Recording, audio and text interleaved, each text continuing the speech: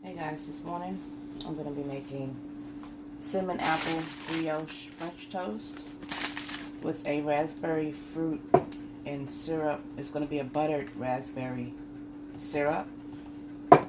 And we're going to do some cinnamon apples, some fried cinnamon apples. Well, sauteed, fried, you know. And we're going to get started. I'm going to start with the syrup. I like to get it prepped before the meal. So basically, a spoonful. And it could be your favorite fruit spread or fruit preserve. And just add your syrup to it. However much you're going to use for your meal. Now this is going to be for one person, so I'm not making that much. And I'm going to add butter to this. This is salted butter to the syrup. That's it. I'm going to set that to the side so it'll be microwaved when I'm ready. And the rest of this, I'm going to put away.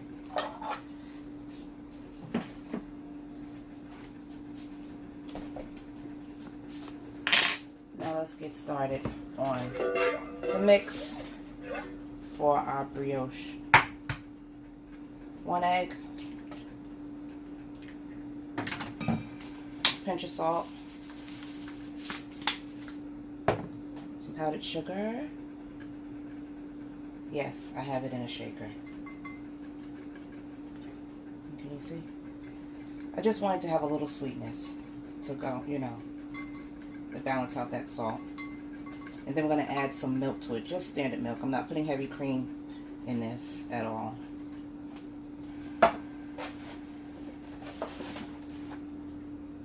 And it's going to be like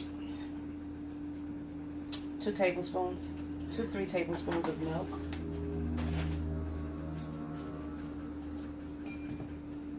And I'm going to put that to the side.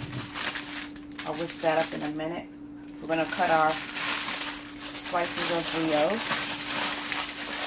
This is some apple cinnamon brioche bread that I got from my local Walmart when they had sale. And it was really cool. $1.99 for some slightly fancy bread. Now what I like to do is I like to put it in the deep freezer if I'm not ready to use it. Because when you save money, you want to be able to use what you buy, not throw it away because you saved it. So I'm going to cut 2 slices. If I take the sheath off the knife, that would be nice, right? And these are going to be like nearly a little less, like 3/4 of an inch, maybe an inch thick. I want 2 slices.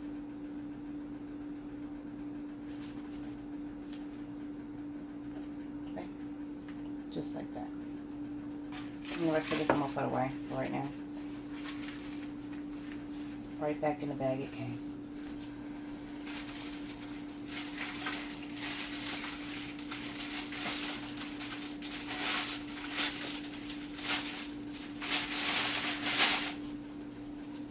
Now these apples. These are some apples that we got in season. We froze them. I'm going to put a little cinnamon on them. So they have some flavor. I'm also going to put a pinch of salt on that. Just a pinch. And we're going to use coconut palm sugar instead of your standard sugar.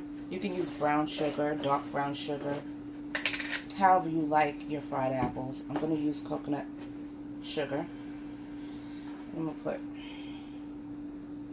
2 sprinkles. That's about 2 teaspoons overall. And we're going to get our pan started. We're going to do the apples over here.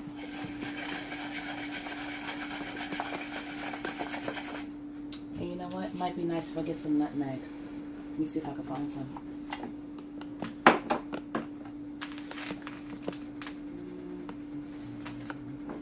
Yeah, I'm a hoarder of seasonings because I like flavorful food. said, there's never a shortage of seasoning in my cabinet. It would be nice if I could find it. But you know what? I did find, which I absolutely love, almond extract. Put a drop of almond extract. My apple was. Yeah. You can use vanilla if you like. I like almond and it smells amazing. Now in this pan over here for the apples, we've got it on low because we're going to do the apples in butter. This is butter. So I'm going to use that much butter, about a tablespoon. It might be a little less than a tablespoon, but it says a tablespoon.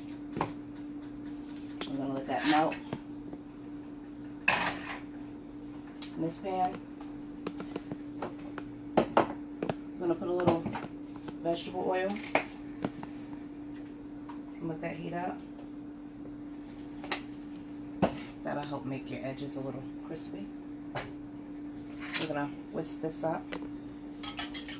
Now if you want to add vanilla extract to this, you can.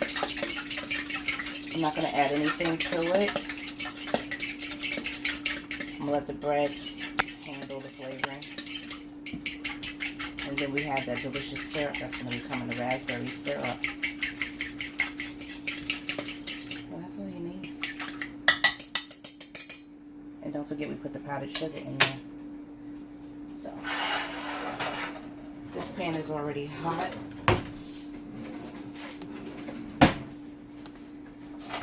Spread that oil.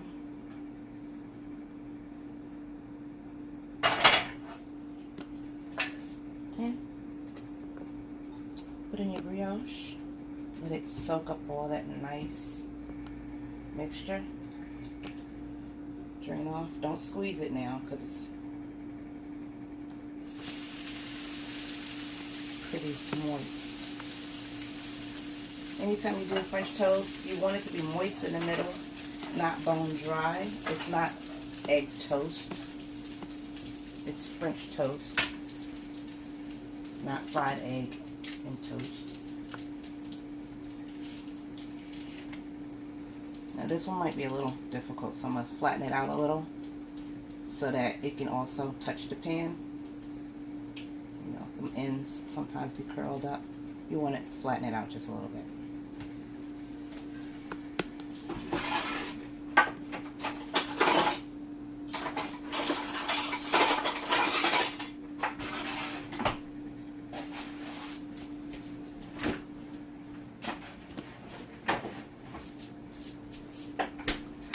Okay, this butter is melted. I'm going to turn up the pan to medium. I'm going to add these seasoned apples to the pan. Maybe I'll turn up to medium high.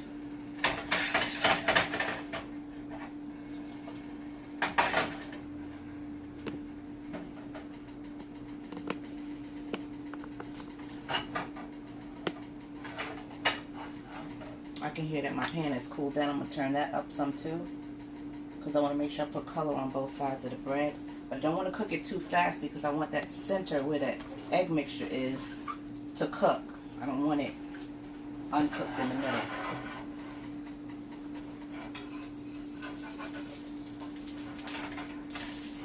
Nice. Let's get our next one ready. See? Put it in there.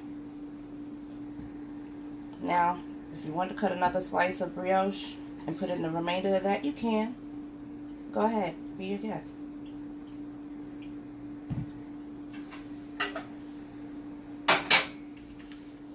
They move easily when they're ready to move, so you don't have to worry about them sticking to the pan.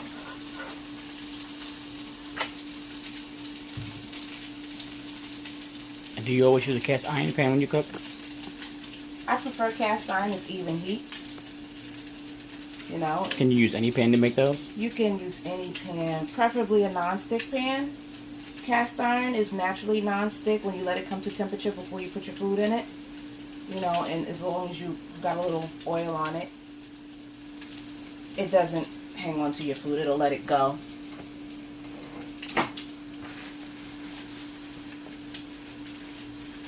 But cast iron is my go-to because it's always even heat. I don't have to worry about it being hot and cold spots like this right now. If you take a look at these apples, there's cold spots in this pan. Let's see if you can get a little closer. See, I'm on the small eye, but there's cold spots in the pan. If this was a cast iron pan, the whole pan will have even heat all the way around. There's not too much bubbling going on right there. Not over here, just in this little circle here. You know, so in a non-stick pan, like one of these Teflon coated pans, you have to stir your food around several times to make sure the heat is distributed evenly. But take a look at this. What do you think about that? Isn't that color delicious? Just looks so nice and brown. Looks good. Now these apples, let me break this up because these were frozen apples now. I want to keep some texture on these apples. I don't want them to turn into applesauce.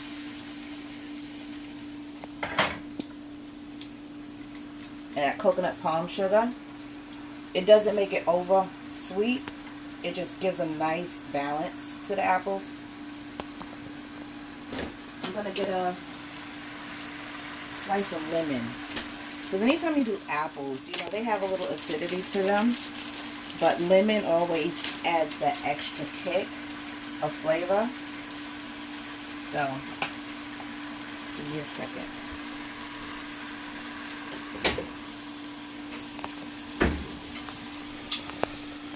I'm going to squeeze this in my lemon press. These are doing fine. I'm going to turn the heat down. Look at the color on that. And you see how fluffy they are? I'm going to leave it on the pan to make sure, you know, the center gets warmed all the way through. Like, look at that. It bounces back. That means that center is done. Take a look at this. Wow. That's awesome. And did it stick to the pan? Nope. All of that's going on my plate. Now, I pulled out my citrus press. I'm just going to throw it in there because I don't want the seeds in the apple, you know, from the lemon. I'm just going to squeeze that. Got a little bit in there. Come out. Yeah. Yeah, it's coming out. I see it. Okay, let me flip it over. Typically, you do a half a lemon in here, not a quarter. And it'll come out. There you go. We don't need too much citrus. We just need it in the pan. And if, you know, you use organic lemons like I do, you can take that rind, just drop it in the pan with the apples. You know. Now look at that.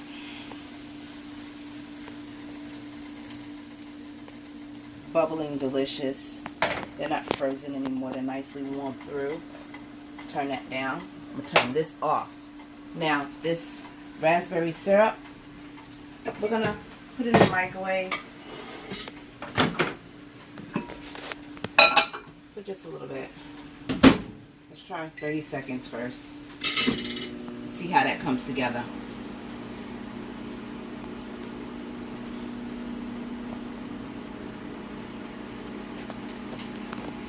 Now guys, if you have any questions or any requests on what you'd like to see me cook next, leave it in the comments, you know. Make sure you thumbs up this video if you've enjoyed it. Click the subscribe button so you can be notified of future videos.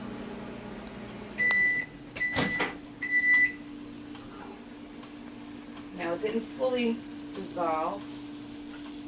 This is what we're working with. For 30 seconds. You may want to do it again. Don't forget, before you get to the syrup, you want to make sure you turn your pans down or off. Because when the food is looking that good, you don't want to burn it. You don't want to mess up your whole meal trying to get your syrup together. Now take a look at this. 30 seconds did it. That butter is nicely melted. See? It's just warm enough to bring all of that together. Right there. Now we're ready to plate.